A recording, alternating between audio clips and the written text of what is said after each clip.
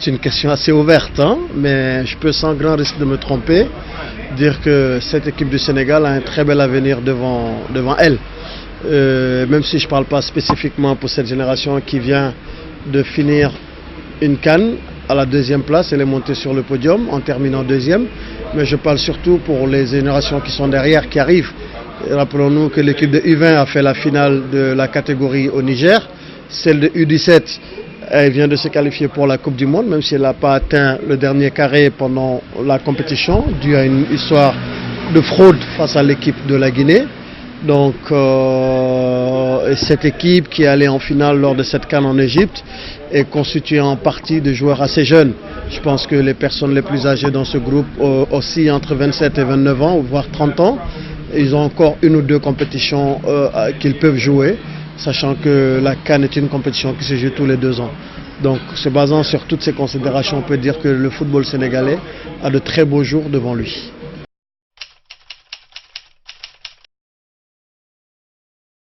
C'est pas suffisant pour la bonne et simple raison que nous avions tous l'ambition de voir le Sénégal enfin remporter une première Coupe d'Afrique des Nations de manière assez éclatante. Malheureusement, ça n'a pas été le cas. On a été battu en finale par une équipe beaucoup plus forte, une équipe algérienne qui nous a gagné 2 fois dans le même tournoi. Quand de telles situations se produisent, ça veut dire que cette équipe elle est meilleure, en tout cas sur cette période. Elle était meilleure même si en finale, ils ont beaucoup mieux joué que lors du match en phase de groupe. Cela dit, on termine deuxième malheureusement parce qu'il y avait de la place pour finir premier, pour gagner ce trophée. On ne l'a pas fait. Il y a d'autres considérations peut-être qui expliquent cette contre-performance, si c'est une contre-performance au niveau global, parce que le peuple y a cru, le staff technique y a cru, les joueurs eux-mêmes y croyaient, les supporters y ont cru, mais finalement ce n'est pas arrivé. Après, l'histoire ne retient que ceux qui gagnent. Quand on parlera de la CAN 2019, on retiendra surtout le nom de l'Algérie, l'équipe qui a gagné la CAN. C'est de cette équipe qu'on se souviendra toujours.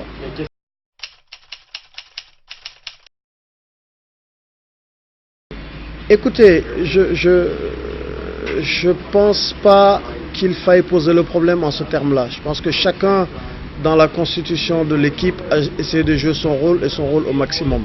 Vous savez, personnellement, moi j'ai été un des journalistes les plus critiques vis-à-vis de Aliou Cissé depuis qu'il est aux affaires. Mais je dois aujourd'hui de le reconnaître aujourd'hui que c'est quelqu'un qui a beaucoup progressé dans sa manière de gérer cette équipe. Et ça s'explique d'ailleurs le pourquoi d'une finale. Sa première expérience, il a été sorti au quart de finale, il a pu faire une Coupe du Monde, il a été sorti au premier tour.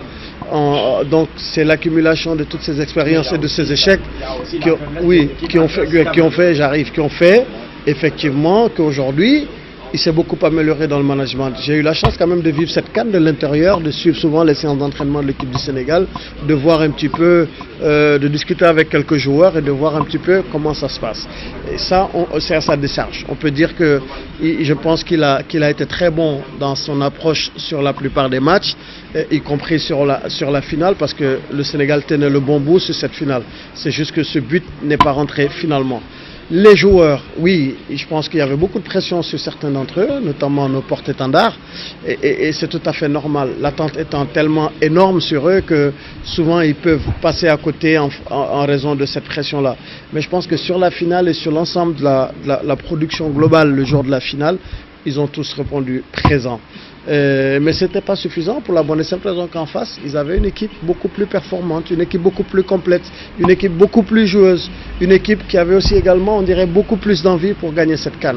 Et au final, c'est elle qui gagne. L'Algérie est un très très beau champion et ils ont fait une très très belle victoire, ils ont fait un très beau tournoi, ils ont eu un très bon coach qui a su tirer le maximum de ce groupe-là. Il n'y a pas à rougir d'avoir perdu contre cette équipe, et pour avoir perdu 2 fois contre elle, ça veut dire qu'elle était un cran au-dessus de nous. Cela nous amène donc nous à travailler encore davantage, à mieux bosser et à aller chercher ce trophée tant attendu.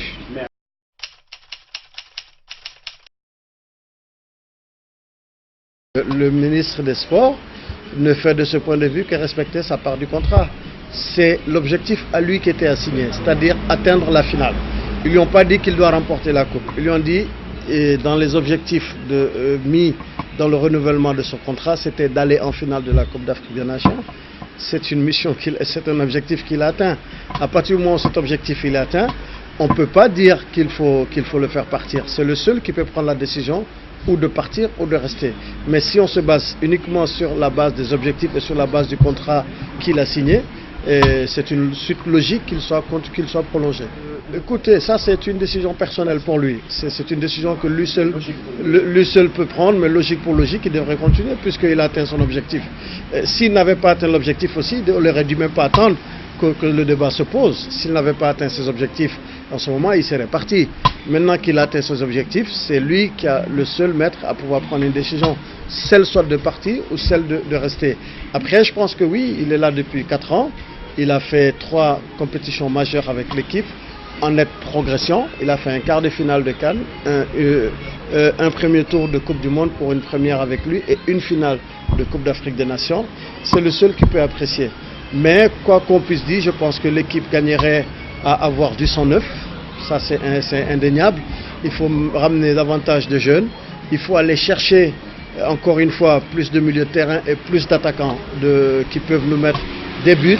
Et il faut surtout faire confiance aux jeunes aussi qui sont dans les sélections inférieures, les sélections U20, les sélections olympiques et autres. Il faut leur donner la chance déjà maintenant de se frotter à cette équipe-là. C'était le cas de Crépin Diatta qui était dans les petites équipes. Moussa Wagué pareil. Aujourd'hui ils sont en équipe A.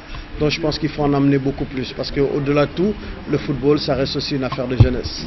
Le prochain gros chantier, les balles arrêtées, le travail sur les balles arrêtées, le travail sur les pénaltys, le travail devant les buts devraient être les principaux chantiers de l'entraîneur Aliou Cissé sur les prochaines sorties des Lions du Sénégal. Parce que sur les balles arrêtées, avec tous les gabarits que nous avons, ils étaient tous mal exploités, particulièrement sur la finale. Et il n'y a qu'un seul tireur.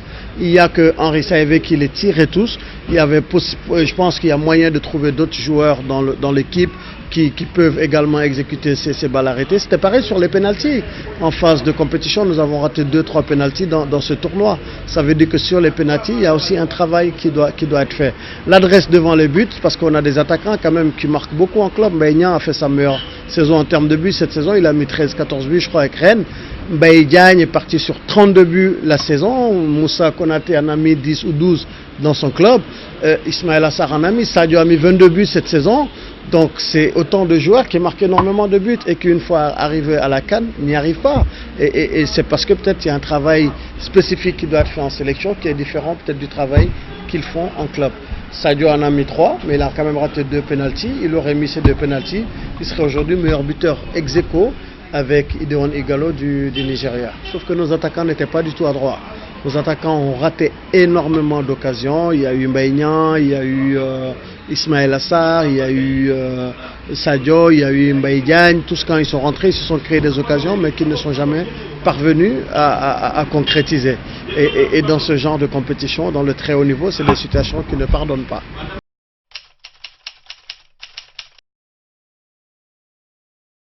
Tout ça, ça dépend de comme vous voulez. Oui, non, mais justement, c'est une erreur que nous avons beaucoup fait au Sénégal par le passé. Au Sénégal, nous nous attelons très tôt à mettre les joueurs à la retraite. Pendant que d'autres pays conservent leurs joueurs trentenaires, chez nous, dès qu'un joueur est trentenaire, on trouve qu'il est vieux. Alors que souvent, il a beaucoup de métiers, il a beaucoup plus d'expérience, il est même souvent plus efficace que d'autres joueurs qu'on dit. C'est comme ça qu'on a mis très tôt à la retraite des joueurs comme Moussa Sow, comme Dembaba, comme Papis Demba Cissé, qui pourtant sont performants dans leur club actuellement où on parle. Papis Demba Cissé, cette année, a mis 17 buts en championnat de Turquie. Donc, je veux dire, on a souvent commis cette erreur-là. Ce qu'il faut, il faut trouver le bon dosage entre des jeunes joueurs, entre des joueurs d'expérience, des joueurs de métier, pour également former une équipe assez équilibrée. On a vu que le milieu pendant longtemps, c'était un gros souci chez nous. Le replacement de Pape Alioune Ndiaye a donné des idées. Le retour de Saïvé en sélection a donné des options. L'avancement sur le terrain de Gana Gueye a donné un autre visage de cette équipe du Sénégal. Il faut continuer à creuser, il faut continuer à voir comment utiliser les autres. Sabali, qui est resté un des meilleurs joueurs sénégalais, ne joue quand même pas à son poste de prédilection. Imaginez ce qu'il fait sur le côté gauche s'il jouait dans son poste naturel de latéral droit. Lamine Gassama était très bon sur l'ensemble du tournoi, mais imaginez